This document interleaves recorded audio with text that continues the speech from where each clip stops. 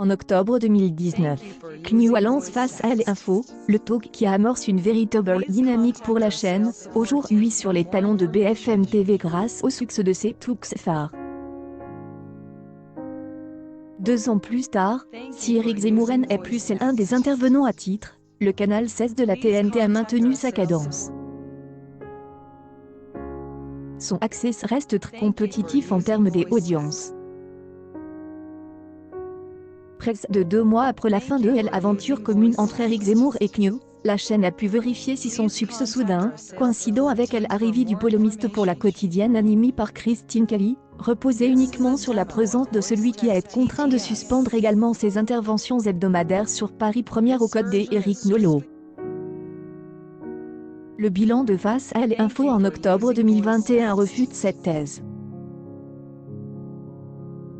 L'essayiste Mathieu Bocotte, proche d'Éric Zemmour, lui a succédé à 19h. Il a la charge de 2 éditos, au début et à la conclusion de l'émission, à l'instar de son prédécesseur. Marc Menant et Dimitri Pavlenko, également à la tête de la matinale des Européens, sont toujours présents tandis que Charlotte Deshoorns est la 4e mousquetaire de l'animatrice Guadeloupine. Eugénie Bastille et Jean-Sébastien Ferjou sont déjà intervenus à plusieurs reprises pour suppléer l'un des titulaires. Du lundi 11 au jeudi 21 octobre 2021, les 8 numéros de Face à l'info ont rassemblé une moyenne de 639 000 téléspectateurs, correspondant à une part des audiences s'élevant à 3,6 % de l'ensemble du public âge de 4 ans et plus. Il s'agit de performances en hausse en un an alors que la 2e saison de Face à l'info a progressivement monté en puissance au cours de l'exercice 2020-2021. En effet, du lundi 12 au 22 octobre 2020, les débats avaient concentré l'attention de 597 000 irréductibles, avec 3 points de public âge de 4 ans et plus.